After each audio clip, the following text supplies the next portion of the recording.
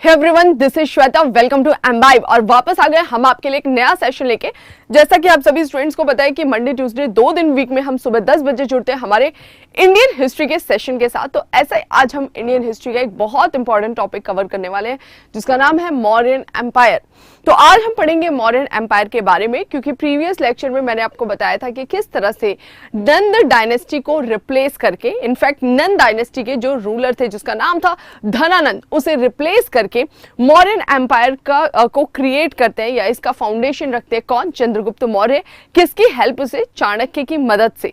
साथ ही साथ मैंने आपको प्रीवियस लेक्चर में बताया था अलेक्जेंडर के इन्वेजन के बारे में कि किस तरह से अलेक्जेंडर ने इंडिया में इन्वेड किया था जब आपका धनानंद रूल कर रहा था। तो वो जो दोनों टॉपिक है ना, जब धनानंद का रूलिंग पीरियड है और अलेक्जेंडर का अटैक होता है, वो कंटेम्प्रेरी है, यानी ये दोनों चीजें समकालीन थी।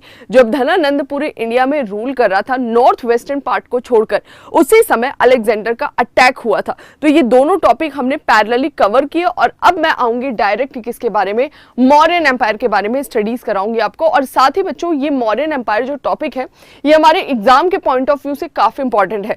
तो इसके हम 3 पार्ट्स लेकर आने वाले हैं। इन 3 पार्ट्स में अलग अलग चीजें हम डिस्कस करेंगे। सबसे पहले मौर्यन एम्पायर के रूलर्स के बारे में देखेंगे कि इस साम्राज्य में कौन कौन से रूलर हुए इंपॉर्टेंट, जिन्होंने एक तरह से बोल सकते हैं इंडिया को एक यूनिफाइड स्ट्रक्चर दिया था। तो हम सबसे पहले उन रूलर के बारे में देखेंगे। सेकेंड पार्ट जो होगा वहां पर हम देखेंगे अशोका के बारे में। देखिए, अशोका जो था उसका जो एक रूलिंग का एक स्ट्रेटेजी था, अशोका की जो धम्म की पॉलिसी थी, अशोका के जो इंस्क्रिप्शन थे, या अशोका का सबसे फेमस कलिंगा वॉर जिसके बाद से उनका हृदय परिवर्तन हुआ था। तो ये काफी इंपॉर्टेंट हो जाता है एग्जाम के पॉइंट ऑफ व्यू से। तो अशोका की ये टाइम पीरियड की जो हमें कुछ स्पेसिफिक चीजें दिखाई देती है, इसको हमें अलग से स्टडी करना पड़ेगा। फिर हमारा थर्ड पार्ट स्टार्ट होगा जहां पर हम पूरे मौर्यन एम्पायर का economy, political system, administration, society, religion, इन सारी चीजों पर और साथ ही साथ आर्ट एंड आर्किटेक्चर पर डिस्कस करेंगे, क्योंकि वो हम भूल ही नहीं सकते। मौर्यन एम्पायर में जो हमें आर्ट आर्किटेक्चर दिखाई देता है, जिसमें एक फेमस है क्या? इंस्क्रिप्शन हो गया, या आगे चलकर बुद्ध के स्कल्पचर हो गए, वो सब हम डिस्कस करेंगे। तो चलिए स्टार्ट करते हैं हमारे आज के सेशन को। आई थिंक आपको समरी समझ में आ गई होगी कि किस तरह से हम 3 पार्ट्स में डिवाइड करके इन 3 स्पेसिफिक चीजों को कवर करने वाले हैं। एंशिएंट हिस्ट्री का टॉपिक है मौर्यन एम्पायर। आज हमारा पार्ट 1 कवर होगा। और साथ ही स्टूडेंट्स, मैं आपको डेली समझाती हूँ, आज वापस समझा रही हूँ कि प्लीज जैसे ही क्लास एंड हो आप लोग प्रैक्टिस जरूर करिए, क्योंकि अगर आप प्रैक्टिस नहीं कर रहे हैं तो आपका पढ़ा हुआ सिर्फ एक स्टोरी बनकर रह जाएगा। हमारे एग्जाम के पॉइंट ऑफ व्यू से वो तब इंपॉर्टेंट होगा जब हम उससे रिलेटेड प्रीवियस ईयर क्वेश्चन या प्रैक्टिस सेट लगाए। तो प्लीज जैसे ही ये सेशन एंड होता है, आप डिस्क्रिप्शन बॉक्स में प्रोडक्ट का लिंक है। कई बच्चे पूछते हैं मैम कहां पर जाना है, तो डिस्क्रिप्शन में लिंक दिया है एम्बाइब के प्रोडक्ट का, डायरेक्ट लिंक पर क्लिक करके इसको इंस्टॉल करना है। डिफेंस कैटेगरी में जाना है, क्योंकि आप डिफेंस एग्जाम की तैयारी कर रहे हैं। तो डिफेंस कैटेगरी में जाके एंशिएंट हिस्ट्री का मौर्यन एम्पायर वाले टॉपिक पर क्लिक करना है। आपको सारे उससे related previous year questions, expected questions मिल जाएंगे और आपका काम है उसको फटाफट वहां से ट्राई कर लेंगे। एक्सप्लेनेशन भी इनफैक्ट वहां पर दी हुई है। तो ये चीजें आपको डेली बेसिस पर करना है। अब मुझे नहीं पता आप में से कितने बच्चे इसको एग्जीक्यूट करते हैं, लेकिन अगर कर रहे हैं तो बहुत अच्छी चीज है, और अगर नहीं कर रहे तो बहुत गलत चीज है। ठीक है, चलो आगे बढ़ते हैं। नेक्स्ट, ये हमारा टेलीग्राम ग्रुप है एम्बाइब अचीव डिफेंस एग्जाम। तो इस टेलीग्राम ग्रुप का लिंक भी डिस्क्रिप्शन में, इसको ज्वाइन कर लेंगे। क्लास की पीडीएफ यहीं पर मिलती है। और ये जो हमारे रेगुलर सेशंस आपको कराए जाते हैं, ये स्पेसिफिक हम टारगेट करते हैं CDS and CAPF assistant commandant exams के स्टूडेंट्स को। तो ये हमारे सेशन स्टार्ट होते हैं सुबह 8 बजे से लेके लगातार दोपहर 11 बजे तक, और दूसरा स्लॉट चालू होता है शाम 5 बजे से लेके रात में 10:30 बजे तक। तो बेसिकली 2 स्लॉट में हमारी ये स्पेसिफिक क्लासेस चलाई जा रही है। और हाँ, एक चीज और मैं आपको बोलना चाहूंगी कि ऐसा नहीं है कि अगर आप अदर एग्जाम्स दे रहे हैं, फॉर एग्जाम्पल यूपीएससी या स्टेट पीसीएस को एग्जाम कंडक्ट कराता है, या अदर वनडे एग्जाम हो गए, तो भी आप इन क्लासेस को ले सकते हैं, क्योंकि बेसिक जो है, जो कॉन्सेप्ट है वो यही है, और मैं बहुत आपको कोर तक जाके पढ़ा रही हूँ।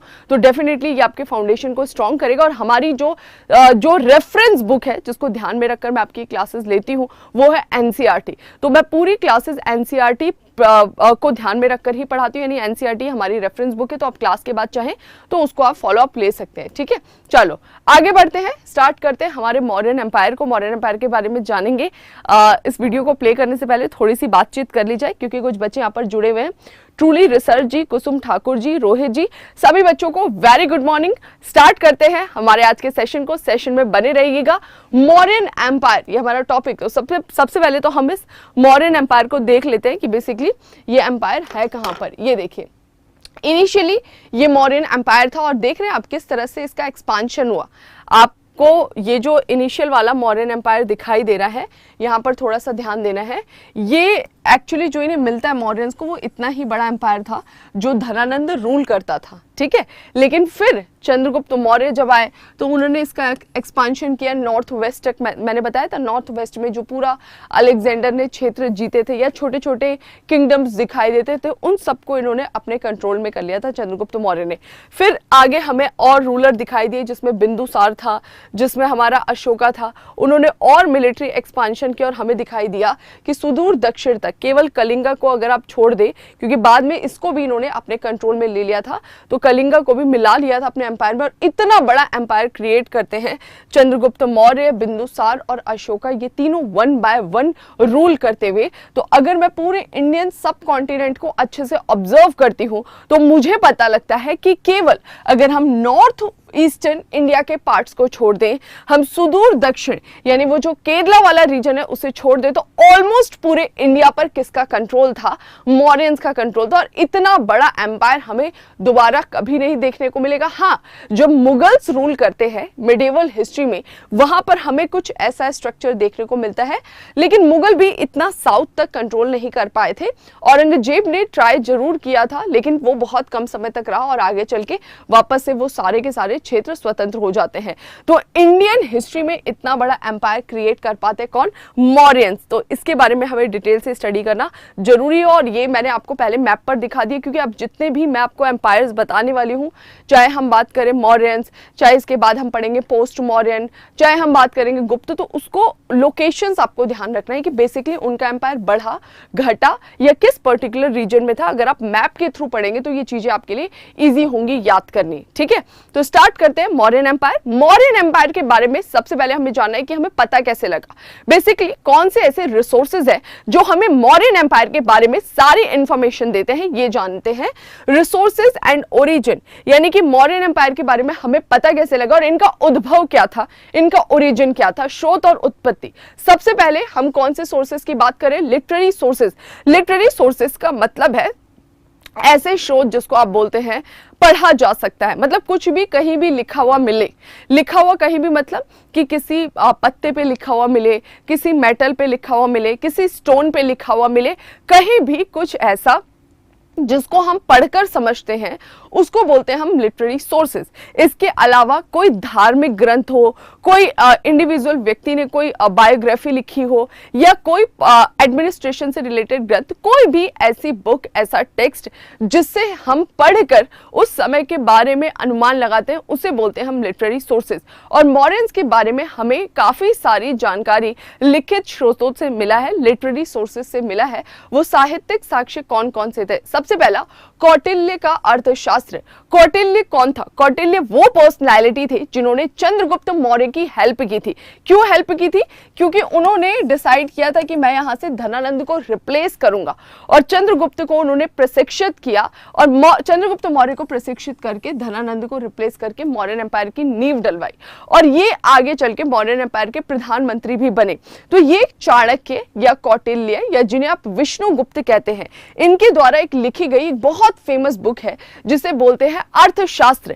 इसमें हमें इतने सारे इंफॉर्मेशन मिलती है मौर्यंस के टाइम पीरियड के एडमिनिस्ट्रेशन की, पॉलिटिकल सिस्टम की, उस समय की सोसाइटी की, इन सारी चीजों के बारे में हमें यहाँ से जानकारी मिलती है। तो सबसे पहला इंफॉर्मेशन का जो हमारा सोर्स था वो था कौटिल्य का अर्थशास्त्र। बेसिकली इस बुक के हमें 15 पार्ट्स दिखाई देते हैं, 15 चैप्टर या पार्ट्स बोलो, 15 अधिकरण जनरली बोला जाता है। इससे हमें पता लगता है उस समय की सरकार के बारे में और राजनीति के बारे में, कि बेसिकली उस समय की गवर्नमेंट क्या होती थी, सरकार कैसे बनती थी, और उस समय की गवर्नमेंट का पॉलिटिकल स्ट्रक्चर क्या होता था। पॉलिटिकल स्ट्रक्चर मतलब जैसे अभी आप बोलते हैं प्रेसिडेंट है, प्राइम मिनिस्टर है, काउंसिल ऑफ मिनिस्टर्स है, तो वो स्ट्रक्चर क्या था, पॉलिटिकल सिस्टम, वो हमें पता लगता है। राजनीतिक और आर्थिक स्थितियों के बारे में इन्होंने डिटेल से एक्सप्लेनेशन किया, यानी विश्लेषण दिया है। तो ये जो कौटिल्य थे, इन्होंने ना केवल उस समय के मौर्यन एम्पायर के पॉलिटिकल सिस्टम के बारे में बताया, उस समय की गवर्नमेंट के बारे में बताया, बल्कि जो सोसाइटी थी, जो इकोनॉमी थी, उसे बहुत डीपली स्टडी किया है। और स्टडी करके उस समय की सोसाइटी इकोनॉमी के बारे में भी काफी कुछ यहाँ पर ये एक तरह से बोल सकते हैं लाइट डालते हैं, काफी कुछ बताते हैं। ठीक है, चलिए आगे बढ़ जाते हैं। और भी कोई हमें लिटरेरी सोर्सेज मिला है क्या जो इंपॉर्टेंट है मौर्यंस के बारे में जानने के लिए? डेफिनेटली एक और फेमस हमें व्यक्ति का साहित्यिक साक्ष्य दिखता है, जिसका नाम है मेगास्थनीज। मेगास्थनीज की बुक थी इंडिका। ओके, अब मेगास्थनीज कौन है, इनके बारे में तो हम आगे जानेंगे। बेसिकली ये भी यूनानी थे। और सेल्यूकस निकेटर, आप थोड़ा सा कनेक्ट करते रहिएगा कि जब अलेक्जेंडर इन्वेट करते हैं नॉर्थ वेस्टर्न पार्ट पर, वो तो यहां से चले गए, लेकिन उन्होंने अपने गवर्नर्स को नॉर्थ वेस्टर्न के जीते हुए क्षेत्रों पर बिठाया था, और उन्हीं में से थे सेल्यूकस निकेटर। और सेल्यूकस निकेटर के साथ वॉर लड़ते हैं कौन? चंद्रगुप्त मौर्य, जो हम आगे डिस्कस करेंगे। फिलहाल ये ध्यान रखना है कि वो उन्हीं के राजदूत थे, जिनका नाम था मेगास्थनीज। राजदूत या एम्बेसडर बनकर आते हैं चंद्रगुप्त मौर्य के दरबार में, और यहाँ पर काफी लंबे समय तक रहे। तो ये मेगास्थनीज, जो कि एक यूनानी था, जब ये मौर्यन एम्पायर में रह रहे थे, मौर्यन दरबार में रह रहे थे, तो इन्होंने चीजों को ऑब्जर्व किया, इंडिया की सोसाइटी, पॉलिटिकल सिस्टम, इकोनॉमी, और इसको ऑब्जर्व करते हुए इन्होंने एक बुक लिखी थी, जिसे हम बोलते हैं इंडिका। हालांकि इंडिका का जो ओरिजिनल वर्जन है वो हमारे पास नहीं है, वो खो चुका है, लेकिन उससे रिलेटेड जो कुछ लोगों ने उस बुक पर जो एक्सप्लेनेशन दी थी, जो उस बुक पर पढ़कर कुछ और बातें लिखी थी, उनसे हम ये सारी जानकारी प्राप्त कर पाते। तो क्या बोला है? एम्बेसडर ऑफ सेल्यूकस निकेटर, इनके द्वारा लिखी गई बुक थी इंडिका, जो हमें मौर्यंस के बारे में काफी कुछ बता रही है। Original copy is lost. Okay, only quotations of some Greek writers, जैसे कि स्ट्रैबो हो गया, डायोडोरस हो गया, एरियन हो गया, प्लूटार्क हो गया, तो ये सब ऐसे राइटर थे जिन्होंने इंडिका बुक पर जो कोटेशंस दी थी, उनको हमने पढ़ा है और उनसे हमने ये निचोड़ निकाला है। तो ओरिजिनल इसका जो कॉपी है इंडिका का, वो प्रेजेंट में अवेलेबल नहीं है। मौर्यन एडमिनिस्ट्रेशन, मौर्यंस का सोसाइटी में जो कास्ट सिस्टम था, एब्सेंस ऑफ स्लेवरी, इन्होंने बताया कि मौर्यन एम्पायर में दास व्यवस्था नहीं दिखाई देती थी। हालांकि दास व्यवस्था थी, लेकिन जो जिस जगह से ये बिलोंग करते थे, वहां का जो स्लेवरी सिस्टम है और इंडिया का स्लेवरी सिस्टम बहुत डिफरेंट था। तो जब इन्होंने इंडिया के स्लेवरी सिस्टम को ऑब्जर्व किया, तो इन्हें लगा ये तो स्लेवरी है ही नहीं, तो इसलिए इन्होंने मेंशन किया है कि इंडिया में स्लेवरी थी नहीं। तो ये कुछ चीजें हैं जो हमें मेगास्थनीज के जो बुक है इंडिका, उससे हमें काफी सारी इंफॉर्मेशन मिलती है मौर्यंस के बारे में। ओके, तो यहाँ पर ये ध्यान रखना है मेगास्थनीज कहाँ से बिलोंग करते थे। तो जब आपका अलेक्जेंडर इन्वेट करके आए थे और अलेक्जेंडर ने यहाँ पर रूल किया था, अलेक्जेंडर जब इन्वेट करके आते हैं और अलेक्जेंडर ने नॉर्थ वेस्टर्न पार्ट पे अटैक किया था, उसी समय यहाँ पर कुछ यूनानी लोग बस गए थे और उन्होंने रूल करना चालू किया था। और उन्हीं एक यूनानी रूलर, जिसका नाम है सेल्यूकस निकेटर, उसके दूत थे मेगास्थनीज, जो आगे चल के मौर्यन एम्पायर में हमें रहते हुए दिखाई देंगे। ठीक है, तो कल हमने ये पढ़ा था, इसका नाम था अलेक्जेंडर इन्वेजन। कल टॉपिक हम ऑलरेडी डिस्कस कर चुके हैं। आगे बढ़ जाते हैं। नेक्स्ट आगे क्या बोल रहा है, और कौन से लिटरेरी सोर्सेज है जिससे हमें मौर्यन एम्पायर के बारे में पता लग रहा है? विशाखा दत्त की मुद्रा राक्षस। देखिए, ये कुछ इतनी फेमस बुक्स है ना, इनको आपको ध्यान रखना है। सबसे पहले आपने देखा चाणक्य की अर्थशास्त्र, सेकंड वन आपने देखा मेगास्थनीज की Indica, and the third one Vishakha Datta की मुद्रा राक्षस। विशाखा दत्त जो था, उसने एक बुक लिखी थी, उसका नाम था मुद्रा राक्षस। बेसिकली एक नाटक था, मतलब नाटक मीन्स जो बोलते हैं आप ड्रामा वाली बुक थी। इसमें एक ड्रामा लिखा गया था, तो ड्रामा इन संस्कृत भाषा का एक नाटक था, लेकिन क्योंकि वो उसी समाज के बारे में बता रहा है उस ड्रामा के थ्रू, तो कहीं ना कहीं उस समय की सोसाइटी, इकोनॉमिक, पॉलिटिकल सिस्टम पर भी ये स्ट्रक्चर प्रकाश डालेगा।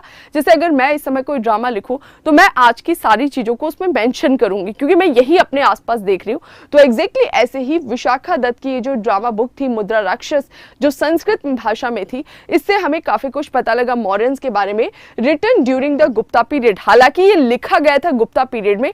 गुप्ता पीरियड कब आएगा? मौर्यंस का टाइम हमें दिखाई दे रहा है लगभग 321 बीसी के आसपास, और गुप्ताज हमें दिखाई देंगे 320 एडी के आसपास। तो बुक लिखी जाती है इस समय, लेकिन ये इस समय के बारे में बता रहा होता है इस ड्रामा में, तो बीते हुए समय की सोसाइटी, इकोनॉमिक, पॉलिटिकल सिस्टम के बारे में काफी कुछ बताया गया है। Assistant of Chanakya to overthrow Nandas socio economic conditions etcetera. इसने बताया है कि किस तरह से चाणक्य के असिस्टेंस में, उनके निर्देश में नंदा को हटाया गया था चंद्रगुप्त मौर्य के द्वारा, और साथ ही साथ मौर्यंस के सोशियो इकोनॉमिक सिस्टम पर भी यहाँ पर प्रकाश डाला गया है।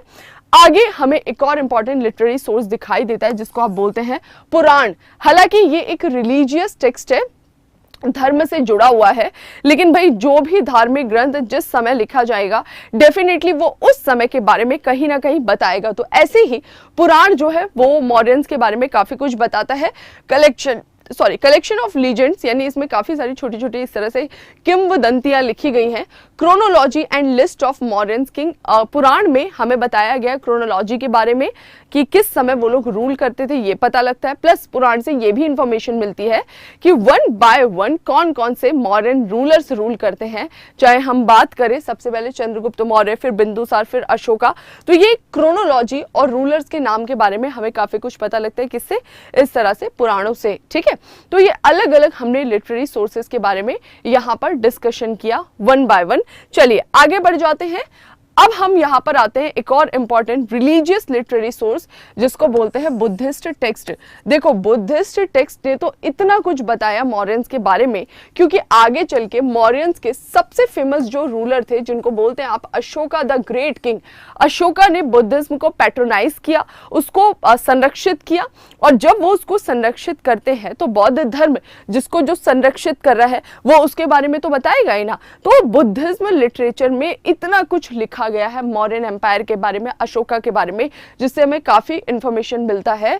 जैसे जातक रिवील सोशियो इकोनॉमिक कंडीशन, जातक जो बौद्ध रिलीजन की बुक होती है वो बेसिकली बताती है महात्मा बुद्ध के पूर्व जन्म की कहानी। महात्मा बुद्ध जो थे ना, उनके अलग अलग जन्म माने जाते हैं, उनकी स्टोरी जिस बुक में लिखी जाती है उसे बोलते हैं हम जातक। और जातक में उनकी स्टोरी के साथ साथ जिस समय से वो संबंधित थे उसके बारे में, मॉडर्न्स के बारे में काफी कुछ बताया जा रहा है। तो यहाँ से हमें पता लगता है socio economic conditions of Mauryan empire. फिर हमें दो फेमस बुक्स दिखाई देती हैं बौद्ध रिलीजन से जुड़ी हुई, जिसको बोलते हैं हम दीपवामसा और महावामसा। यहाँ पर ध्यान रखना है कि जो आपका बुद्धिज्म रिलीजन था, ये बुद्धिज्म रिलीजन या बौद्ध धर्म केवल इंडिया में नहीं, मतलब मौर्यंस तक तो केवल इंडिया में ही था, लेकिन जैसे अशोका ने इसको संरक्षण दिया, ये हमें दिखाई दिया साउथ एशिया और साउथ ईस्ट एशिया में भी। यानी कि अब बौद्ध धर्म दक्षिण एशिया और दक्षिण पूर्वी एशिया में भी फैलेगा। और दक्षिण एशिया में सबसे पहले जहां फैलता है इसको बोलते हैं हम क्या? श्रीलंका। तो सबसे पहले इंटरनेशनली जब बौद्ध धर्म फैला तो वो किस तरफ मूव करके जाता है? वो जाता है श्रीलंका की तरफ। और श्रीलंका में क्योंकि बौद्ध धर्म काफी फलता फूलता है, तो यहाँ पर दो हमें बुद्धिस्ट टेक्स्ट दिखाई दिए, एक जिसका नाम है दीपवामसा और दूसरा महावामसा। ये हमें काफी कुछ बताते हैं कैसे अशोकाज स्प्रेडिंग बुद्धिज्म इन श्रीलंका, और उन्होंने इनके बारे में या इन रिलीजियस टेक्स्ट में अशोका के बारे में या मौर्यन एम्पायर के बारे में काफी कुछ इंफॉर्मेशन दी गई है। एक चीज और आगे चलकर हम देखते हैं, कुछ और रूलर्स आएंगे जैसे कि जब मौर्यन एम्पायर टूटेगा, जिसको हम बोलते हैं post Mauryan period. Post Mauryan period में कुछ फॉरेन इन्वेडर्स आते हैं, इंडो ग्रीक हो गए, शक हो गए, पार्थियंस हो गए, कुषाण हो गए। तो कुषाण वंश के ही एक फेमस रूलर थे जिसका नाम था Kanishka. Okay, 1st century BC के आसपास दिखाई देते, एडी के आसपास। तो ये जो कनिष्क था ना, इसने भी बुद्धिज्म को काफी ज्यादा संरक्षण दिया, और क्योंकि यहाँ रूल करता था और इसका इस सिल्क रूट पर कंट्रोल था, तो इसके थ्रू बौद्ध धर्म कहाँ पर फैलता है? चाइना हो गया, तिब्बत हो गया, कोरिया हो गया, इन सभी क्षेत्रों में फैलता हुआ दिखाई देता है। तो तिब्बत में भी आगे हमें इस तरह से बौद्ध धर्म का फैलाव दिखाई देता है। और इसी तरह तिब्बत का एक ग्रंथ है बौद्ध धर्म से जुड़ा हुआ जिसका नाम है दिव्यवदान। वहां पर बताया गया है Ashoka's effort to spread Buddhism, कि किस तरह से अशोक ने बौद्ध धर्म को फैलाया। तो ये हमारे कुछ इंपॉर्टेंट बोल सकते हैं लिटरेरी सोर्सेस थे जहां से हमें पता लगता है मौर्यंस के एक्सपांशन के, मौर्यंस के बारे में, मौर्यंस की सोसाइटी, उनकी इकोनॉमी, उनका पॉलिटिकल सिस्टम, उनके रूलर्स की क्रोनोलॉजी। तो एक बार मैं क्विकली आपको रिवाइज करा देती हूँ कौन कौन से हमने लिटरेरी सोर्सेज पढ़े। तो अभी मैं आज की क्लास में या आगे आने वाले 2 लेक्चर्स में जो भी मॉडर्न्स के बारे में पढ़ाने वाली हूँ, हमारे 2 ही सोर्सेज है। एक जिसको हम पढ़ सकते हैं, साहित्यिक साक्ष्य। साहित्यिक साक्ष्य में हमने, हमारे लिए सबसे इंपॉर्टेंट है कौटिल्य का अर्थशास्त्र, सेकंड वन मेगास्थनीज की इंडिका। फिर हमने देखा आगे हमें एक कहानी, एक ड्रामास्टिक बुक मिल रही है जिसे हम बोल रहे हैं मुद्रा राक्षस। ओके, उसके बारे में हमने डिस्कस करना है, ठीक है। उसके बाद से हम आगे बढ़ जाते हैं। नेक्स्ट हमने कुछ रिलीजियस टेक्स्ट को सोर्स बनाया, जैसे पुराण हो गए, बुद्धिज्म लिटरेचर हो गए। इसके अलावा हमने बुद्धिज्म लिटरेचर, पुराण, इन सब से हमें पता लगता है। तो ये कुछ लिटरेरी सोर्सेज थे। तो आप देख सकते हैं ना कि हमने किसी एक सोर्स पर रिलाई नहीं किया, यानी हमने धार्मिक ग्रंथों का भी सहारा लिया, हमने विदेशी ग्रंथों का भी सहारा लिया, हमने राज्य के ग्रंथों का सहारा लिया, और हमने जो व्यक्तिगत किसी ने ड्रामा लिया उसका भी सहारा लिया। और फिर ओवरऑल यहाँ से देखते हुए हमने एक निचोड़ निकाला है मॉडर्न एम्पायर के बारे में। तो इसलिए मॉडर्न एम्पायर में काफी सटीकता आते हुए हमें दिखाई देती है। क्लियर हो गया? चलिए आगे बढ़ जाते हैं। अब आ जाते हैं आर्कियोलॉजिकल सोर्सेज, यानी कौन कौन से ऐसे पुरातात्विक साक्ष्य है जिससे हमें मॉडर्न्स के बारे में पता लगता है। पुरातात्विक साक्ष्य, आर्कियोलॉजिकल सोर्सेज, ऐसे भौतिक अवशेष होते हैं किसी समय के बारे में जिनसे हमें उस समय की जानकारी मिलती है, जैसे उस समय के महल सुरक्षित हो जाना, उस समय का किसी इंस्क्रिप्शन का मिलना, उस समय के मिट्टी के बर्तन हो गए, औजार हो गए, कोई भी ऐसा अवशेष जीवाश्म हो गया जिनसे हमें उस समय के बारे में जानकारी मिलती है, एविडेंसेस मिलते हैं, वो फिजिकल एविडेंसेस होते हैं, उसको हम क्या बोलते हैं? Archaeological sources. ओके, हाँ जी, गुड मॉर्निंग सना जी। ओके, संकेत जी क्या बोल रहे हैं? हाँ जी, डेफिनेटली संकेत जी, ये क्लास आपके लिए हेल्पफुल रहेगी। ओके, हाँ, मॉडर्न एम्पायर का लैंग्वेज डिकोड हो चुका है। ट्रूली जी, ट्रूली रिसर्च जी, हाँ, मॉडर्न एम्पायर का जो क्या बोलते हैं लैंग्वेज है वो डिकोड हो चुका है। गोविंद जी, सोनू जी, सभी बच्चों को वेरी गुड मॉर्निंग। तो कुछ और बच्चे यहाँ पर जुड़े हुए, बस आप सभी से रिक्वेस्ट है सेशन में एंड तक बने रहिएगा और रेगुलर सेशन लीजिए, क्योंकि देखो अगर आप ये सोचो एक दिन में हमें कुछ आ जाए, नहीं पॉसिबल है। और पंक्चुअलिटी अगर रहेगी तो डेफिनेटली आपका सिलेक्शन होगा। आपने वो कछुआ और खरगोश वाली स्टोरी सुनी है ना, तो आपको दिमाग से खरगोश बनना है और स्ट्रेटेजी में कछुआ, मतलब रेगुलर और लगातार चीजों को करते रहिए, तभी आपको सिलेक्शन मिलेगा, ठीक है। हड़बड़ाना नहीं है, और एक दिन में कुछ आपको ना याद होगा ना समझ आएगा, और ये हर एग्जाम के लिए हेल्पफुल है। और हाँ, एक बच्चे ये पूछ रहे मॉडर्न्स, डेफिनेटली मॉडर्न्स का जो टाइम पीरियड है, इनफैक्ट मैं बोलूंगी मगध एम्पायर जो है वहां से ही हम बोलते हैं हमारा ऐतिहासिक काल चालू हो चुका है, यानी उसके बारे में हम लिख पढ़ सकते हैं, ठीक है। और मॉडर्न्स के जो इंस्क्रिप्शंस थे उनको भी पढ़ा गया था जेम्स प्रिंसेप के द्वारा, तो इजीली पढ़ लिया गया है, आप उसकी टेंशन मत लीजिए, ठीक है। चलो आगे बढ़ जाते हैं। अब मौर्य साम्राज्य के बारे में हमें काफी सारे आर्कियोलॉजिकल रिसोर्सेज से इंफॉर्मेशन मिलती है। वो आर्कियोलॉजिकल रिसोर्सेज कौन कौन से थे, वन बाय वन देखते हैं। सबसे पहले बात कर रहे हैं यहाँ पे पुरातात्विक स्रोत। पुरातात्विक स्रोत में क्या बोल रहा है कि बेसिकली मॉडर्न्स के टाइम पीरियड की जो हमें भाषा दिखाई देती है, लैंग्वेज दिखाई देती है, वो कौन सी थी? पाली और प्राकृत, क्योंकि मॉडर्न्स के टाइम पीरियड में ज्यादा प्रमोट किया जा रहा था बौद्ध रिलीजन को, और इस समय जो बौद्ध रिलीजन था या बुद्धिज्म था, वो लोग आम लोगों से जुड़ने के लिए किस तरह के पाली और प्राकृत भाषा का प्रयोग करते थे। तो बेसिकली मॉडर्न्स के यहाँ की जो लैंग्वेज थी वो पाली और प्राकृत थी। संस्कृत का महत्व इस समय कम हो गया था। आगे चलकर जब आपके वो आएंगे, सातवाहन आएंगे, गुप्ताज आएंगे, तब वापस से संस्कृत का महत्व बढ़ता हुआ दिखाई देगा। इनफैक्ट कनिष्क के टाइम से ही संस्कृत जो है वो वापस से सुप्रीमेसी स्टैब्लिश करेगी। फिलहाल आपको ध्यान रखना है कि मॉडर्न्स के टाइम पीरियड में हमें जिस लैंग्वेज का डोमिनेंस दिखाई देता है वो कौन सी थी? पाली और प्राकृत। Next script. स्क्रिप्ट में बोल रहे हैं कि किस स्क्रिप्ट में लिखते थे, कौन सी लिपि हुआ करती थी। तो जैसे यहां पर आप ये देख रहे हैं, इसको क्या बोल रहे हैं? देवनागरी स्क्रिप्ट। तो ऐसे ही मौर्यंस के टाइम पीरियड में हमें काफी सारे ऐसे आर्कियोलॉजिकल एविडेंसेस मिले जिसमें डिफरेंट डिफरेंट स्क्रिप्ट यूज किए हैं रीजन के हिसाब से। जैसा मैंने आपको बोला था कि जब आपके ईरानी आए थे तो ईरानी आकर यहाँ पर एक स्क्रिप्ट डेवलप करके गए थे जिसको हम क्या बोल रहे थे? अरामाइक स्क्रिप्ट बोल रहे थे, ठीक है। तो यहाँ पर यही बोल रहा है कि ब्राह्मी स्क्रिप्ट, यानी कि मौर्यंस का ये जो पूरब वाला हिस्सा था, यहाँ पर जितनी भी चीजें हमें इंस्क्रिप्शन मिलते हैं, शिलालेख मिलते हैं, उसमें लिखा हुआ था कौन सी स्क्रिप्ट में? ब्राह्मी लिपि में। ओके, ग्रीक और अरामाइक, ये जो वेस्टर्न वाला पार्ट है, यहाँ पर क्योंकि ईरानी रूल करके गए थे, ईरानियों की स्क्रिप्ट थी ग्रीक। ईरानियों की स्क्रिप्ट थी अरामाइक, और क्योंकि ग्रीक भी रूल करके गए थे या कुछ रह रहे थे, जैसे आपने देखा था अलेक्जेंडर, तो ईरानियों और यूनानियों के प्रभाव से हमें यहाँ पर दो स्क्रिप्ट डेवलप होते हुए दिखाई देती है, एक जिसको आप बोलते हैं अरामाइक और ग्रीक। तो क्योंकि वहां के लोग उसी स्क्रिप्ट को पढ़ना जानते थे, तो अशोका के नॉर्थ वेस्टर्न या वेस्टर्न पार्ट के जितने भी इंस्क्रिप्शन मिले हैं वहां पर हमें ग्रीक और अरामाइक लिपि का प्रभाव दिखाई देता है। अगला है खरोष्टी, उत्तर पश्चिम जो अफगान वाला जो रीजन है वहां पर हमें खरोष्टी स्क्रिप्ट दिखाई देती है।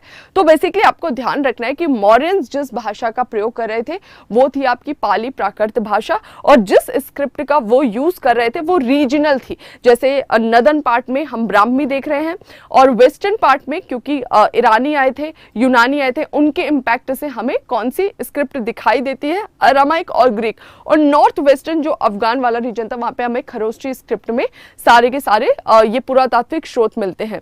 अब जो पुरातात्विक स्रोत है मौर्यंस के टाइम पीरियड के, उसमें सबसे फेमस जिसने हमें एग्जैक्ट इंफॉर्मेशन दी थी वो थे आपके अशोका एडिक्ट एंड इंस्क्रिप्शन, यानी अशोक ने ये व्यवस्था चालू की थी।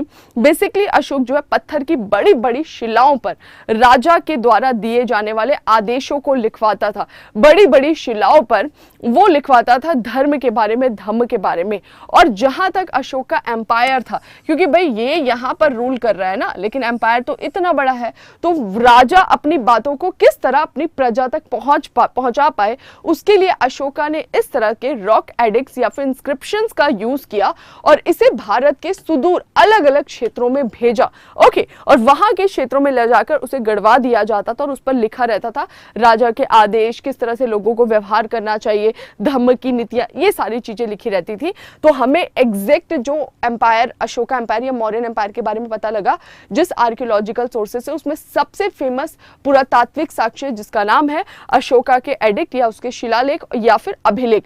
अब इस शिलालेख को पहले पढ़ा नहीं गया था, बाद में पढ़ लिया गया था, डिसिफर्ड बाय जेम्स प्रिंसिप इन 1837। तो 1837 में जब ब्रिटिश इंडिया में रूल कर रहे थे उस समय पहली बार अशोक के इंस्क्रिप्शन को पढ़ा गया था, Ashoka's proclamation to the public at large. और हमें दिखाई देता है इस इंस्क्रिप्शन के थ्रू अशोक ने बड़े स्तर पर पब्लिक तक अपनी बातें पहुंचाई थी, उन पब्लिक तक अपनी बातों की घोषणा कराई थी। मुझे नहीं पता ये आपको क्लियरली दिख रहा है कि नहीं दिख रहा है, एक्चुअली ये एक स्टोन है जिस पर कुछ लिखा गया और इसको ही हम बोलते थे शिलालेख या फिर इंस्क्रिप्शन कहा जाता था। तो इस तरह अशोक बड़े बड़े पिलर्स पे अपनी बातें लिखवाता था और लोगों तक अपनी बातें पहुंचाता था। और ये जो स्क्रिप्ट थी इसको 1837 में डिसिफर कर लिया गया था, पढ़ लिया गया था। तो हमें अब काफी कुछ पता लग जाता है अशोका के बारे में। ओके, इसके अलावा कुछ और इंस्क्रिप्शन भी होते हैं। ये तो वो इंस्क्रिप्शन थे जो कि राजा अपने क्षेत्र में लगवा रहा है। अच्छा देखो, इससे हमें ये भी पता लगा कि मौर्यन एम्पायर कहां तक है, मतलब मैं कहां तक अपने शिलालेख लगवा पाऊंगी। तो इस आर्कियोलॉजिकल एविडेंस से हमें ये पता लगा जहां तक अशोक के शिलालेख हैं, यानी कि वहां तक अशोका का एम्पायर था, क्योंकि दूसरा रूलर या दूसरा राजा तो अपने क्षेत्र में अशोका के इंस्क्रिप्शन लगने नहीं देगा। तो काफी सारी इंफॉर्मेशन मिली अशोका के इंस्क्रिप्शन से। इसके अलावा भी हमें कई सारे पुरातात्विक साक्ष्य के रूप में अभिलेख मिलते हैं directly concern with Mauryan period, Maurya काल से संबंधित है ये प्रत्यक्ष रूप से, जैसे कि जूनागढ़ का rock inscription Sohgaura copper plate जो गोरखपुर में हमें दिखाई देती है। तो एक हमें जूनागढ़ का रॉक इंस्क्रिप्शन मिलता है, वहां पर भी कुछ ऐसा लिखा है जो हमें मौर्यन के बारे में इंफॉर्मेशन देखती है। सोहगौरा कॉपर प्लेट, सोहगौरा जो उत्तर प्रदेश के गोरखपुर से संबंधित है, उस लोकेशन पर हमें कॉपर प्लेट मिला है। उस कॉपर प्लेट पर भी कुछ लिखा हुआ, और ये क्योंकि भौतिक वस्तु है ना, इसको हम बोलते हैं क्या, आर्कियोलॉजिकल एविडेंसेस, वहां से हमें कुछ लिखा हुआ मिलता है। एंड महास्थाना इंस्क्रिप्शन बोगारा बांग्लादेश में भी हमें इस तरह का एक इंस्क्रिप्शन मिलता है जिसे हम बोलते हैं महास्थाना इंस्क्रिप्शन। अगला है जूनागढ़, यही है हमारे कुछ इंस्क्रिप्शन थे। तो आपको ध्यान रखना है कि अशोका के इंस्क्रिप्शन के अलावा कुछ और भी फेमस अभिलेख हुए जो मौर्यन एम्पायर के बारे में बताते हैं, जिसमें हमें जूनागढ़ इंस्क्रिप्शन, सोहगौरा इंस्क्रिप्शन या फिर बोल सकते हैं महास्थाना इंस्क्रिप्शन दिखाई देता है। इसके अलावा कुछ और चीजें जो अवशेष, मैंने बोला बची हुई चीजें, तो और बची हुई चीजों में हमें कौन से मटेरियल्स दिखाई देते हैं, सामग्री अवशेष। पहला बोल रहा है wooden palace of Chandragupta Maurya northern black polish. Basically देखो मौर्यंस के बारे में हमें बहुत कुछ जो आर्कियोलॉजिकल एविडेंसेस है उससे नहीं पता लग पाता है, क्योंकि मौर्यंस ने जो अपना पूरा का पूरा महल था ना वो लकड़ी का बनाया हुआ था, ठीक है। तो लकड़ी कितने लंबे समय तक जीवित रहेगा, मतलब लकड़ी जीवित मतलब डैमेज हो जाएगा ना, वो तो बारिश हो रही है, धूप हो रही है, गल जाएगा, सड़ जाएगा, क्योंकि इनका महल लकड़ी का बना हुआ था। तो हमें एग्जैक्ट नहीं, बस थोड़े बहुत उसके कुछ अवशेष मिलते हैं, उससे हमने कुछ गेस किया। इसके अलावा ये जिस तरीके के मिट्टी के बर्तनों का यूज करते थे, बेसिकली इनके द्वारा जिन मिट्टी के बर्तनों का प्रयोग किया जाता था उन्हें बोलते थे नदन ब्लैक पॉलिश जो वेयर, ठीक है। इन्हें कहा जाता था उत्तरी काले पॉलिशदार मृद भांड, ठीक है। और ये मिट्टी के बर्तन से क्या पता लगा, देखो मिट्टी के बर्तन से ये पता लगता है जहां तक ये फैले हैं, मतलब इस समय इनके द्वारा इस तरह के मिट्टी बर्तन का प्रयोग किया जा रहा था। जब हमें ये पता लगा तो हमने देखा कि जहां जहां ये मिट्टी के बर्तन हैं वहां वहां पे मौर्यंस का रूल होगा। तो इस तरह से हम आर्कियोलॉजिकल एविडेंसेस से उन चीजों के बारे में गेस कर पाते थे। ओके, इसके अलावा ये बोल रहा है silver and copper punch marked coins. हमें बहुत सारे मौर्यंस के टाइम पीरियड में पंच मार्क्ड कॉइन्स मिले थे, यहां पर आप ये देख सकते हैं। तो मौर्यंस के टाइम पीरियड में जो हमें आर्कियोलॉजिकल एविडेंसेस मिलते हैं उसमें सबसे इंपॉर्टेंट है अशोकाज इंस्क्रिप्शन। इसके अलावा कुछ और भी हमें शिलालेख या फिर अभिलेख मिले, उनके बारे में हमने डिस्कस किया। जूनागढ़ हो गया, सोहगौरा हो गया, ठीक है, और एक बांग्लादेश में मिल रहा है महास्थाना। फिर हमने देखा कि और भी कुछ चीजें मिल रही है, जैसे पंचमार्क कॉइन। अब देखो इसके पहले तक मैं आपको बता दूं, जो हमारा 6th सेंचुरी बीसी था ना, उसके पहले तक हमें कॉइन्स नहीं दिखाई दिए। उसके पहले तक बार्टर सिस्टम चलता था। बार्टर सिस्टम जिसको आप बोलते थे वस्तु विनिमय प्रणाली। फॉर एग्जांपल मेरे घर में मैंने गेहूं उगाया है, पड़ोसी के घर में चावल उगाया है, उसके बगल वाले घर में टमाटर, उसके बगल वाले घर में आलू।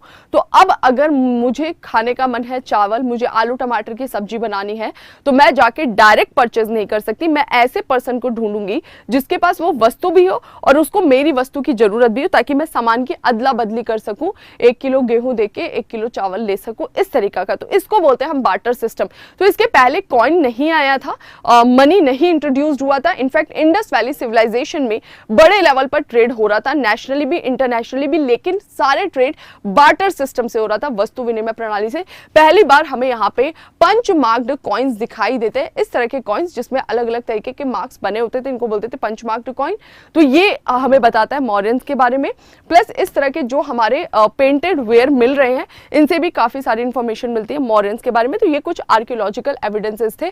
आई थिंक आपको समझ में आ गया होगा। समय का अभाव है, बहुत तेजी से मैं आगे बढ़ूंगी और आगे बढ़ते हुए मैं अब आपको बताऊंगी। देखो अभी हमने जान लिया ना कि मौर्यंस के बारे में जितनी भी मैं आपको कहानी कहने वाली हूँ, इन सब के बारे में हमें 2 सोर्सेस से पता लगा है, लिटरेरी और आर्कियोलॉजिकल। आई थिंक सभी को क्लियर हो गया होगा। लिटरेरी आर्कियोलॉजिकल केवल ये नहीं कि जाने पता कहां से लगा, एग्जाम में डायरेक्टली क्वेश्चन पूछा जाएगा अर्थशास्त्र के बारे में, इंडिका के बारे में, तो इसलिए उसके बारे में हमें जानना जरूरी है। अब मौर्यंस का ओरिजिन क्या था, बेसिकली ये किस जाति के थे, वर्ण के थे, या उनका उद्भव कहां से हुआ, तो एग्जैक्ट इसके बारे में कहीं कोई डेटा नहीं है। हमें जो थोड़ी बहुत इंफॉर्मेशन मिली है वो मैं आप तक पहुंचा देती हूं।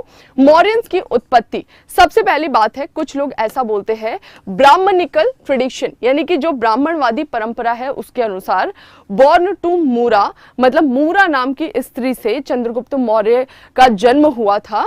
और वो एक शूद्र वुमेन थी इन द कोर्ट ऑफ नंदास।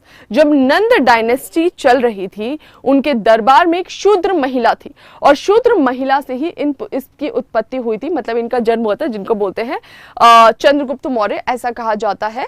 और नंदास जो थे वो उनके पितृ थे। तो इस तरह की बातें भी सामने आती है ब्राह्मणिकल टेक्स्ट में। बुद्धिस्ट ट्रेडिशन क्या बोलता है, तो बौद्ध परंपरा के अनुसार ये जो मौर्यंस थे ये क्षत्रिय क्लैन के थे, यानी क्षत्रिय वंश से संबंधित थे। और ये जो मौर्यंस थे इनको मौर्य इसलिए कहा जाता था क्योंकि ये जिस रीजन से बिलोंग करते थे उस जगह पर बहुत सारे मोर रहते थे, पिकॉक पता है ना, तो इस वजह से मोर से ही इनका नाम बनता है मौर्यंस, ऐसा कहता है Buddhist tradition. came from the place full of peacocks। Okay, तो ये जस्ट एक 2 जगह से हमें कुछ एविडेंसेस मिले, एग्जैक्ट हमें नहीं पता है। तो आपसे कभी पूछा जाएगा मौर्यंस का ओरिजिन, तो आप दोनों ही कॉन्सेप्ट दे सकते हो, ब्राह्मणिकल थॉट भी बता सकते हो, बुद्धिस्ट थॉट भी इन तक शेयर कर सकते हो। बस इतना ही आपको ध्यान रखना है, ज्यादा हमारे लिए ये चीजें इंपॉर्टेंट नहीं है। चलो, ये आप देख चुके हो ऑलरेडी, मैं वापस दिखा दूं, इतना बड़ा होगा मौर्यन एम्पायर, देख रहे हो कहां तक फैल गया।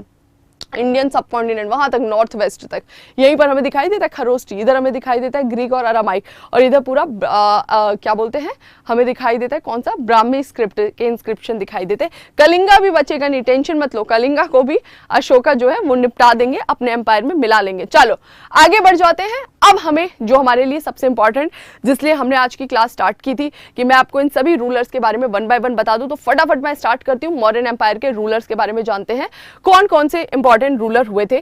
3 फेमस रूलर होंगे जिनका नाम होगा चंद्रगुप्त, बिंदुसार और एक और है अशोका। अशोका के बारे में हम नेक्स्ट क्लास में देखेंगे।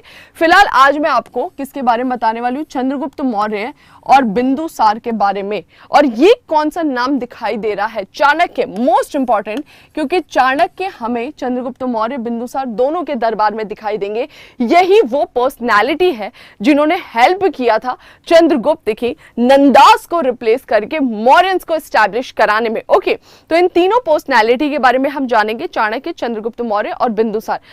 यहां पर क्या बोल रहा है, सबसे पहले चंद्रगुप्त मौर्य के बारे में कुछ चीजें बता रहा है, इनका रीन बता रहा है, इनका टाइम पीरियड बता रहा है। चंद्रगुप्त मौर्य कब से कब तक हमें रूल करते हुए दिखाई देते हैं, अराउंड 322 बीसी से लेकर 298 बीसी तक, 322 से 298 ईसा पूर्व तक इनका रूलिंग टाइम पीरियड था चंद्रगुप्त मौर्य का। ओके, और आपको याद आ रहा है नहीं आ रहा है, अलेक्जेंडर भी इसी समय आकर गया था, 326 325 रिटर्न कर रहा था, फिर उसकी डेथ हो गई थी। तो ये ध्यान रखना है कि उसके कुछ ही समय बाद नंदास को रिप्लेस कर दिया था। जिस नंदों की आर्मी से अलेक्जेंडर लड़ने से, अलेक्जेंडर नहीं, उनकी आर्मी लड़ने से घबरा गई, उस नंद की आर्मी से चंद्रगुप्त मौर्य ने लड़कर उनको रिप्लेस कर दिया, सक्सीड कर दिया। चलिए आगे बढ़ते हैं। 322 BC he dethroned Dhananand, Nand dynasty with the help of Chanakya and occupied Pataliputra. Basically आपको पता है कि जब से हमें मगध महाजनपद रेज होते हुए दिखाई देता है, इनका जो मेन कैपिटल था वो क्या था, पाटलिपुत्र ही होता है। 1-2 बार चेंज होने के बाद से पाटलिपुत्र पर ही सेटल हुए, तो पाटलिपुत्र इनकी कैपिटल था। तो जब भी कोई रूलर सक्सीड करेगा किसी और को, कैपिटल पे कंट्रोल करता है। तो यहाँ पर यही दिखाई देता है 322 ईसा पूर्व में इस चंद्रगुप्त मौर्य ने चाणक्य की हेल्प से नंद डायनेस्टी के जो रूलर थे धनानंद, उसको सक्सीड कर दिया और कहां पर कंट्रोल कर लिया, पाटलिपुत्र कैपिटल पर कंट्रोल कर लिया। ओके, ये इनकी पहली महत्वपूर्ण घटना है कि ये मौर्यन एम्पायर के फाउंडर थे। ओके, आगे बोल रहा है इनके द्वारा एक इंपॉर्टेंट मिलिट्री कॉन्क्वेस्ट किया गया था 305। इंपॉर्टेंट एग्जाम के पॉइंट ऑफ व्यू से डायरेक्ट क्वेश्चन पूछता है। तो 305 ईसा पूर्व में ही defeated Seleucus Nicator and occupy area, area मतलब उस समय हेरात जो था, आपने देखा होगा ना, अफगानिस्तान के आसपास का क्षेत्र, हेरात हो गया, कांधार हो गया, बलूचिस्तान हो गया, काबुल हो गया, इन रिटर्न फॉर 500 एलिफेंट्स। तो एक्चुअली होता क्या है कि पहले इन्होंने नंद डायनेस्टी वाले रीजन को कैप्चर किया। ओके, नंदों का आपका मैंने बताया था नॉर्थ वेस्ट तक कंट्रोल नहीं था, उत्तर पश्चिम भारत पर कंट्रोल था नहीं, वहां पर हमें छोटे छोटे से किंगडम्स दिखाई दिए। साथ ही साथ इधर में अलेक्जेंडर पहले अटैक करके गया था, तो कई सारे जो यूनानी थे वो भी छोटे छोटे रूलर रूल कर रहे थे, और इसी में से एक था जिसका नाम था सेल्यूकस निकेटर। अब चंद्रगुप्त मौर्य चाहता था अपने पद संभालने के कुछ वर्षों बाद 305 में कि मैं उत्तर पश्चिम के क्षेत्रों को भी अपने में मिला लूं, और इसको ध्यान में रखते हुए 305 में इसने नॉर्थ वेस्ट में इन्वेड किया और वहां पर सेल्यूकस निकेटर को पराजित करने के बाद से उससे कुछ क्षेत्र ले लिए, और भाई ये उससे संबंध बना के रखना चाहते थे तो उसको कुछ दिया। अब दिया क्या, हाथी बहुत ज्यादा थे, कहां पर, मगध में। तो भाई मगध पूरा आसपास का रीजन जो था वो पूरा जंगली क्षेत्र था, और मगध इसी वजह से इतना डेवलप भी हुआ क्योंकि मगध के पास रिसोर्सेज बहुत ज्यादा थे। मतलब वहां पर गंगा और सोन नदी का संगम है, पानी की कोई कमी नहीं, हर साल बिहार आसपास के क्षेत्र में बाढ़ आती है, तो वहां की मिट्टी बहुत ज्यादा, सॉइल बहुत फर्टाइल होती है, उपजाऊ होती है।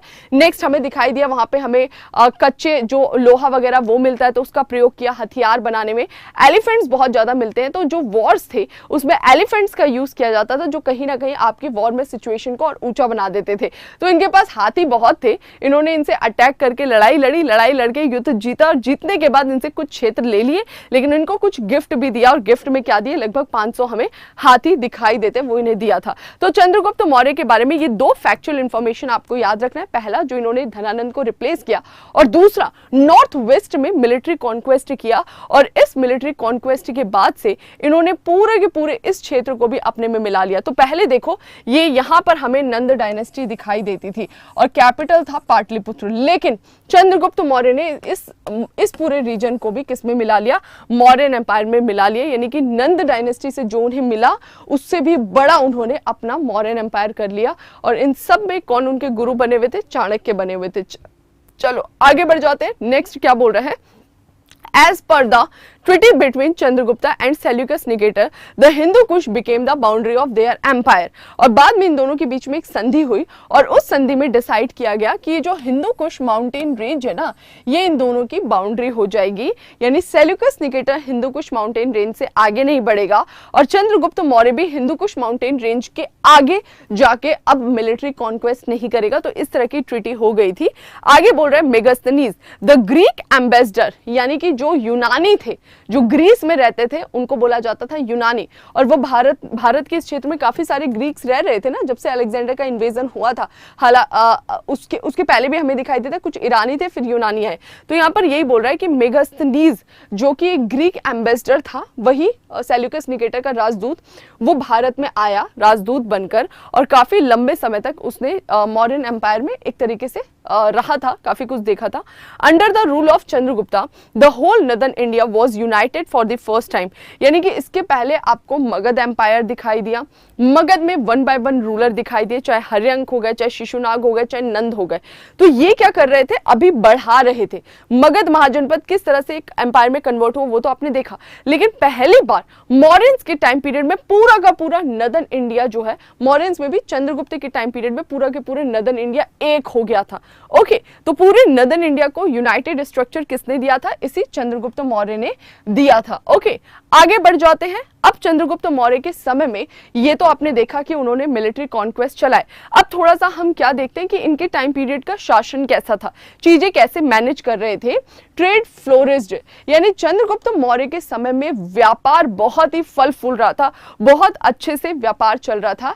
एग्रीकल्चर वॉज रेगुलेटेड, इन्होंने कृषि को काफी अच्छे से नियंत्रित किया, मतलब कि सही तरीके से। नियमन मीन्स की है प्रॉपरली एग्रीकल्चर हो, उस पर ध्यान दिया जाए, क्योंकि एग्रीकल्चर ही मेन सोर्सेस था गवर्नमेंट के रेवेन्यू का, वहीं से उनको पैसा मिलता, तो सरकार अपना पूरा शासन चला पाती। तो इन्होंने एग्रीकल्चर को सही तरीके से नियमित किया।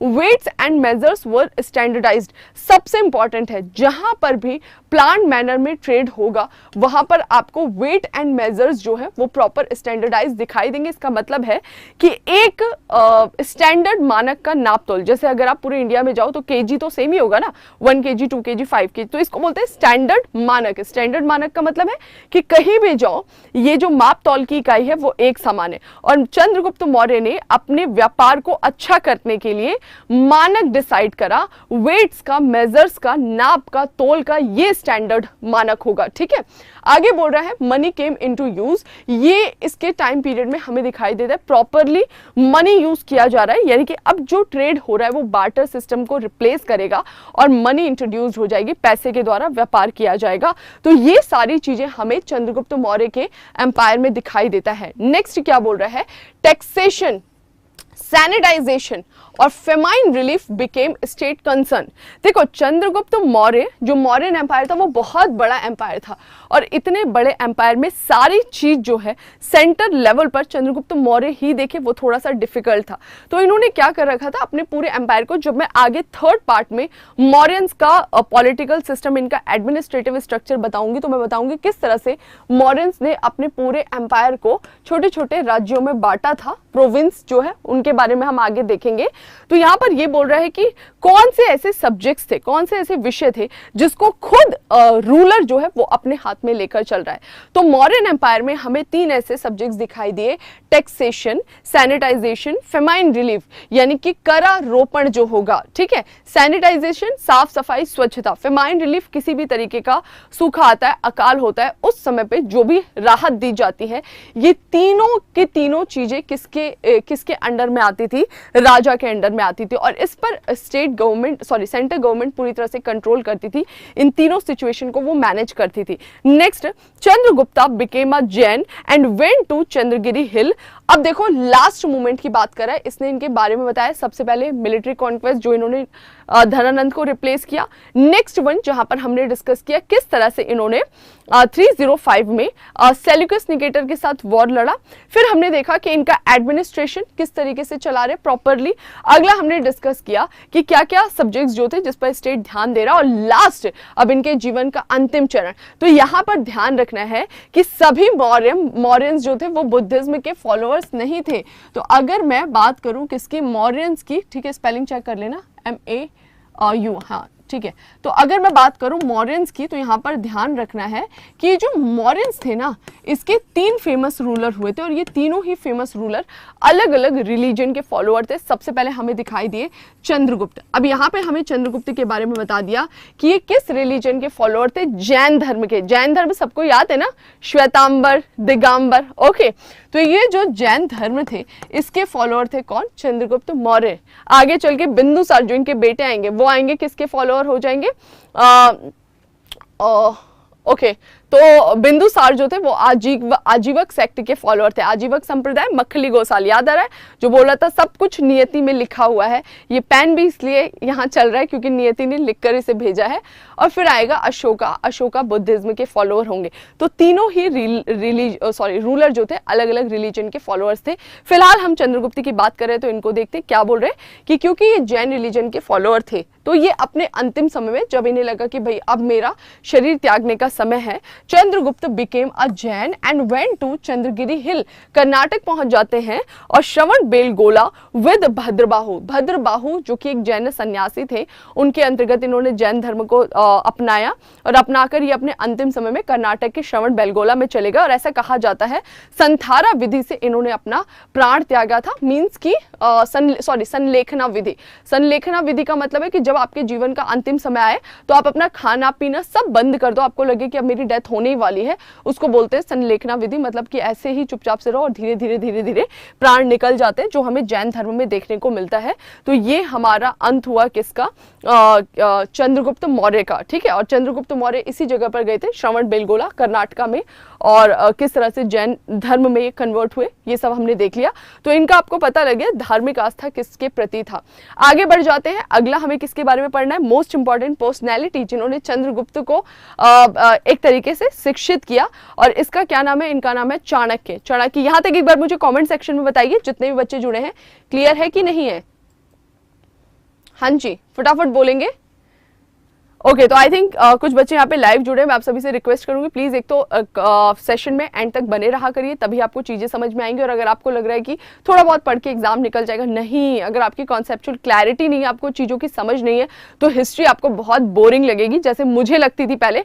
बहुत ही मतलब मैं पढ़ ही नहीं पाती थी क्योंकि मैं चीजों को रटती थी। जब एक्चुअली चीजें इंटरलिंक हुई, कनेक्ट किया और कॉन्सेप्ट पर ज्यादा ध्यान दिया, तब पता लगा ओहो बहुत इंटरेस्टिंग है, तो घर घर की कहानी है। तो इस तरीके से आपको समझते हुए पढ़ना है, तभी मजा आएगा और चीजें आप इंटरलिंक कर पाएंगे। आगे बढ़ते हैं, चाणक्य के बारे में फटाफट देखते हैं, समय बहुत कम है। Teacher of Chandragupta Maurya who was also his chief minister, यानी चंद्रगुप्त मौर्य के टीचर थे। बेसिकली अगर मैं चाणक्य की बात करूं तो ये तक्षशिला से संबंधित है, वहां के एक फेमस स्कॉलर थे, है ना, बहुत ज्ञानी व्यक्ति थे। और आगे चल के जब नंद एम्पायर में इनका अपमान किया जाता है तो ये चंद्रगुप्त मौर्य के गुरु बने और उन्हें प्रशिक्षित किया, और आगे चल के जब चंद्रगुप्त मौर्य ने धनानंद को हटाया तो ये फिर मौर्यन एम्पायर के क्या बन गए थे, चीफ मिनिस्टर भी बन गए थे, मुख्यमंत्री, मतलब एक तरीके से उसको मैनेज करते थे। ठीक है, आगे बोल रहा है ब्राह्मण बाय बर्थ, ये जो आपके चाणक्य थे बाय बर्थ ब्राह्मण थे। He was a teacher and scholar at Taxila. Taxila के बारे में मैंने आपको बताया था जब हमने 16 महाजनपद डिस्कस किए थे। ओके, नेक्स्ट बोल रहा है अदर नेम आर, इनके और भी कई सारे नाम थे जैसे विष्णुगुप्त, कौटिल्य, इन नाम से भी इन्हें जाना जाता है। तो आपको कंफ्यूज नहीं होना है, कभी चाणक्य की जगह विष्णुगुप्त या कौटिल्य आता है तो भी आपका आंसर सेम ही होगा। आगे बोल रहा है Chanakya is also called India Machiavelli. Okay, तो इटली के मैकियावेली के कंपैरिजन में इनको इंडियन मैकियावेली कहा जाता है। जो इनकी एडमिनिस्ट्रेटिव पॉलिसीज थी, जो इनकी स्ट्रेटेजी थी, जो इनका तरीका था मैनेजमेंट का, उसको ध्यान में रखते हुए he was also minister in the court of Bindusara. तो बोल रहे हैं कि केवल चंद्रगुप्त मौर्य ही नहीं, लेकिन चंद्रगुप्त मौर्य के बाद जब उनके बेटे आते हैं वो रूल करने के लिए बिंदुसार, उनके टाइम पीरियड में उनके दरबार में भी ये क्या होते हैं, मिनिस्टर होते हैं। तो पिता और बेटे दोनों के समय में ये हमें दरबार में दिखाई देते हैं। इनका नाम था चाणक्य और वो लोग काफी इनकी रिस्पेक्ट भी करते थे। आज भी आप देखते होंगे ना चाणक्य की नीतियां, है ना। चलो आगे बढ़ जाते हैं। नेक्स्ट इनके बारे में बता रहे हैं he is credited to be the master strategised behind the of Nanda throne and the rise of Mauryan Empire through his student Chandragupta. बोला है कि इनको ये बहुत फेमस थे। किस लिए फेमस थे, तो इन्हें जाना जाता है कि किस तरह से इन्होंने नंदास को हराने के लिए मौर्यंस को ट्रेन किया, और चंद्रगुप्त मौर्य का जो मौर्यन साम्राज्य स्टैब्लिश करना था या मौर्य साम्राज्य का उदय होना था, उसके पीछे इन्हीं का मेन हाथ बोला जाता है। देखो चंद्रगुप्त मौर्य डेफिनेटली काबिल था, आप भी बहुत काबिल हो, लेकिन अगर आपको एक अच्छा गुरु मिल जाता है तो क्या होता है, आप सही दिशा में जा पाते हो, है ना। आपके अंदर दिमाग है, आपके पास एक बोल सकते हैं कि डिसिप्लिन है, लेकिन फिर भी सही गुरु अगर आपको नहीं मिलता तो चीजें कई बार हम हासिल नहीं कर पाते। तो यहाँ पर वो इंपॉर्टेंट रोल प्ले करते हैं कौन, चाणक्य। आगे ही रोट अर्थशास्त्र, मोस्ट इंपॉर्टेंट है, ये हमें मौर्यन एम्पायर के बारे में बहुत सारी इंफॉर्मेशन देता है। लिटरेरी सोर्स है, ये हम ऑलरेडी डिस्कस कर चुके हैं, which is treatise on statecraft, economies and military strategy, यानी कि इससे हमें काफी कुछ पता लगता है उस समय के समाज, अर्थव्यवस्था, इन सारी चीजों के बारे में। ठीक है, आगे बोल रहा है अर्थशास्त्र के बारे में कि ये जो अर्थशास्त्र बुक है was rediscovered by R. Shama Sastry in 1905 after it has disappeared in 12th century। ये जो अर्थशास्त्र बुक है ये भी 12वीं शताब्दी के आसपास हमें दिखाई देता है, एक तरीके से लुप्त हो गया था और बाद में आर शमा शास्त्री के द्वारा इसको फिर से खोजा गया था। The work contains 15 books and 180 chapters, यानी इस किताब के टोटल हमें 15 पार्ट्स दिखाई देते हैं और इस 15 पार्ट में टोटल 180 चैप्टर्स दिखाई देते हैं। आगे बोल रहा है the main theme is divided into the following. ये जो आपका मॉडर्न एम्पायर के बारे में इंफॉर्मेशन देता है अर्थशास्त्र, इसको थोड़ा सा डीपली समझ लो, इंपॉर्टेंट है एग्जाम के लिए, कि जो पूरा का पूरा अर्थशास्त्र है ना, इसकी हमें थीम किन चीजों पर बेस्ड है ये अर्थशास्त्र किताब, इन किताबों में क्या क्या बताया गया है। The main theme is divided into the following, मुख्य विषयों को निम्नलिखित भागों में विभाजित किया है। अर्थशास्त्र की थीम एक दिखाई देती है जो king, council of minister and departments of government के बारे में बताता है कि राजा किस तरीके से होते थे, राजा के बाद से हमें मंत्रियों की पूरी एक श्रृंखला दिखाई देती थी, उसके बाद से डिपार्टमेंट ऑफ गवर्नमेंट जैसे आज हमें दिखाई देते हैं ना, प्रधानमंत्री हो गए, मंत्री हो गए और अलग अलग डिपार्टमेंट्स हो गए जो काम करते हैं। तो इसी तरीके से इस बुक की एक थीम जो इन चीजों पर प्रकाश डालती थी। दूसरा सिविल एंड क्रिमिनल लॉ, इस बुक में बताए गए थे सिविल लॉस के बारे में। क्रिमिनल लॉ, सिविल मतलब जो कि आपके परिवार, शादी विवाह, डाइवोर्स, उत्तराधिकार, इनसे संबंधित, मारपीट से संबंधित मामले होते हैं। क्रिमिनल बेसिकली जहां पर आपका चोरी हो गया, रेप हो गया, मर्डर हो गया, इस तरीके के। तो सिविल और क्रिमिनल लॉ के बारे में इस बुक में डिफाइन किया गया है। अगला डिप्लोमेसी ऑफ वॉर, कि युद्ध करने की क्या नीति होनी चाहिए। कोई भी राजा रूल करता है उसको इन डिप्लोमेसी के बारे में पता होना चाहिए। तीसरा ये पार्ट था। तो बेसिकली ये बोल रहा है कि ये जो बुक है वो हमें स्पेसिफिक सेगमेंट के बारे में बताता है। इन्हीं में से एक है, it also contain information on trade and market, a method to screen minister, spies duties of a king ethics, social welfare, agriculture, mining, metallurgy, medicine, forest, ये सारी चीजें। और ये मोस्ट इंपॉर्टेंट है, देखो यहाँ पे फंसाएगा। वो चीजें तो आपको क्लियर हो गई कि भाई उस समय का जो आपका सिविल या क्रिमिनल लॉज थे उसके बारे में बता रहा है, या फिर बात कर रहा है उस समय के पॉलिटिकल सिस्टम के बारे में कि वन बाय वन किस तरह से राजा रूल करे। यहाँ पर आपको कंफ्यूज करता है, तो ये थोड़ा सा ध्यान रखना है कि केवल उसी पर बेस्ड नहीं है। वॉर की डिप्लोमेसी, उस समय का पॉलिटिकल सिस्टम यही नहीं बता रहा है, बल्कि सोसाइटी से भी जुड़ी हुई काफी सारी इंफॉर्मेशन दे रहा है कि उस समय का ट्रेड मार्केट कैसा होता था। बताता है किस तरह से मंत्रियों पर नजर रखनी चाहिए, जासूसों को खुला छोड़ना चाहिए कि वो राज्य में देखता रहे कहीं कुछ गड़बड़ तो नहीं हो रही है। कभी भी आपको लापरवाही नहीं करना चाहिए, अलर्ट रहना चाहिए। राजा का क्या कर्तव्य है वो तक बताया गया। यहाँ पर नैतिकता की बात की गई है, समाज कल्याण की बात की गई है, एग्रीकल्चर, माइनिंग, मेटलर्जी, इन चीजों तक पर बात की गई है कि कृषि है, उद्योग है, धातु कर्म है, इन विषयों पर भी इस अर्थशास्त्र बुक में बताया गया। तो बहुत डिटेल से काफी सारी इंफॉर्मेशन देता है। कौन सा बुक? जिसका नाम है अर्थशास्त्र। ओके, आई थिंक यहाँ तक सभी बच्चों को क्लियर हो गया होगा। अशोक कहाँ से आ गए भाई? हाँ, तो अभी हमें पढ़ना होगा बिंदुसार। बिंदुसार यहाँ पर दिया नहीं है। ओके, तो आई थिंक अब नेक्स्ट टॉपिक जो है वो हमारा अशोक ही है, लेकिन क्योंकि अभी टाइमिंग पूरा हो गया है तो ये वाला जो अशोक का टॉपिक है और बिंदुसार है इसे हम कल के सेशन में देखेंगे। तो कल तक के लिए वेट करिए। कल नहीं, सॉरी, अब नेक्स्ट वीक मिलेंगे, है ना। कल तो वेंसडे है, तो मेरी क्लास होती है मंडे ट्यूसडे। तो नेक्स्ट वीक हमारा ये चैप्टर जो है कंप्लीट हो जाएगा। पार्ट 2 पार्ट 3 मौर्यन का लाएंगे। अब कोई बच्चा ये मत बोलेगा मैम स्लाइड्स फटाफट आगे कर दी, नहीं, आज तक यही था। नेक्स्ट पार्ट में हम आगे का डिस्कशन करेंगे, तो इसमें बिल्कुल पैनिक नहीं होना है। अगला पार्ट जो है वो हम आगे देखेंगे। आज के सेशन में हमने क्या क्या डिस्कस किया, क्विकली एक बार मैं रिवाइज करा देती हूँ। सबसे पहले हमने देखा कि मौर्यन एम्पायर्स के बारे में हमें पता कैसे लगा। मौर्यंस के बारे में पता लगा archaeological sources, literary sources. Literary sources कौन कौन से थे? अर्थशास्त्र हो गया, इंडिका हो गया, बुद्धिस्ट टेक्स्ट हो गया, वैदिक टेक्स्ट हो गया, उनसे पता लगा। या फिर हमने देखा एक हमारे ड्रामा जो है विशाखा दत्त की मुद्रा राक्षस, इन सारी चीजों से हमें इंफॉर्मेशन मिला। आर्कियोलॉजिकल सोर्सेज में सबसे इंपॉर्टेंट था इंस्क्रिप्शन, इसके बाद से पोट्री से भी हमें काफी कुछ पता लगा, पंचमार्क कॉइन से भी हमें पता लगा। ये हमारे आर्कियोलॉजिकल एविडेंसेस थे।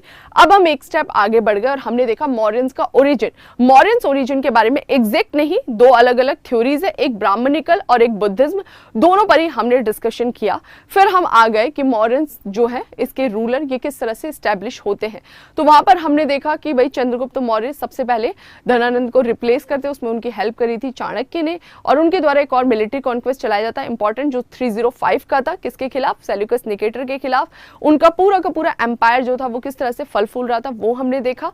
फिर नेक्स्ट हम आ गए उनके जीवन के अंतिम चरण पर। ओके, फिर हमने देखा चाणक्य के बारे में, चाणक्य की डिप्लोमेसी, इनकी बुक के बारे में। इनके बुक्स के जो 15 पार्ट्स है उसमें 180 चैप्टर्स है, वो बेसिकली किस पर बेस्ड है, उन अलग अलग सेगमेंट पर हमने डिस्कशन किया। तो ये था आज के हमारे सेशन की पूरी समरी। बाकी हम नेक्स्ट सेशन में डिस्कस करेंगे और मैं उम्मीद करती हूं कि यहां से यहां तक आपको चीजें समझ में आ रही होंगी, आप लोग कनेक्ट कर पा रहे होंगे। और साथ ही बच्चों मैं आप सभी को यहां पे बताना चाहूंगी, एक बार फटाफट कमेंट सेक्शन में बताइए कि क्लियर है कि नहीं है। ये हमारा रेगुलर सेशन है, तो आप में से जो भी candidate CDS, CAPF, assistant commandant exams की तैयारी करें वो इस रेगुलर स्केड्यूल को फॉलो कर सकते हैं। कई बच्चे बोलते हैं कि मैम हमें टाइमिंग क्लासेस नहीं मिलती है, हम आते हैं सुबह 10 बजे, क्योंकि देखो डेली मेरी क्लास नहीं होती। मेरी हिस्ट्री की क्लास सिर्फ मंडे ट्यूसडे सुबह 10 बजे हो रही है, तो ये आपको मंडे ट्यूसडे ही मिलेगी। और मेरी ज्योग्राफी की क्लास है वो थर्सडे फ्राइडे होती है सुबह 10 बजे। वेंसडे इकोनॉमी की क्लास होती है, ठीक है। तो ये 10 बजे का स्लॉट हमने स्पेसिफिक जीएस के लिए लिया है, तो मंडे ट्यूसडे ही मैं आपके साथ में हिस्ट्री के सेशन में जुड़ूंगी। ये हमारा प्रोडक्ट है, इसका लिंक डिस्क्रिप्शन बॉक्स में दिया है, तो प्लीज आप लोग आज ही जाकर प्रोडक्ट को इंस्टॉल करके यूज करना चालू करेंगे। अगर कोई भी बच्चा ऐसे कि ऐप को इंस्टॉल करके रखा हुआ, नहीं भाई, इसको यूज करना है। डेली जो मैं क्लास में करा रही हूँ, ये ऐप पर जाके आपको क्वेश्चंस लगाने, सारे क्वेश्चन फ्री में दिया है, तो जब फ्री में मिल रहा है तो उसका बेनिफिट उठाओ ना। डिफेंस कैटेगरी में जाके सर्च करना मॉडर्न एम्पायर, उसके क्वेश्चंस आपको करने। और ये हमारा टेलीग्राम ग्रुप है। क्लास के बाद अगर आपको प्रॉपर नोट्स जो चाहिए, एक एक वर्ड आपको मैं कभी क्लास में लिखने नहीं बोलती, जो छोटे छोटे शॉर्ट नोट्स होते हैं वो बना लिया करो। बाकी प्रॉपर नोट्स के लिए आप हमारे टेलीग्राम ग्रुप को ज्वाइन करें, एम्बाइब अचीव डिफेंस एग्जाम। वहां पर आपको पूरा पीडीएफ मिल जाएगा बाइलिंगुअल, तो आप उससे अच्छे से स्टडी कर सकते हैं, है ना। प्रकाश जी, गोविंद जी, सना जी, कुछ और बच्चे यहाँ पर जुड़े हुए, सभी बच्चों को वेरी गुड मॉर्निंग। तो भाई बहुत अच्छा लगा, आप लोग आज के सेशन में बने रहिए, बस प्लीज कंटिन्यूटी मेंटेन करें। अगर आप कंटिन्यू नहीं है तो आपको चीजें समझ में नहीं आएंगी। तो मंडे ट्यूसडे हिस्ट्री का अपना स्लॉट फिक्स रखो, बिल्कुल इसे छेड़ना नहीं है, सुबह 10 बजे। अब मैं आपसे मिलूंगी थर्सडे हमारे ज्योग्राफी के सेशन के साथ में। उम्मीद करती हूँ आपको चीजें जो है समझ में आ रही होंगी। Thank you Prakash ji. और बाकी आपको अगर हमारा सेशन अच्छा लगता है तो प्लीज वीडियो लाइक और वीडियो को शेयर जरूर करिएगा। और जिन भी बच्चों ने अभी तक हमारे चैनल को सब्सक्राइब नहीं किया है, एक सेकंड रुक के पहले चैनल सब्सक्राइब करके बेल आइकन प्रेस करिए। बाकी भाई मिलते हैं हम परसों हमारे ज्योग्राफी के सेशन में, तब तक अपना ध्यान रखिए, रिविजन करते रहिए। Thank you, keep imbibing.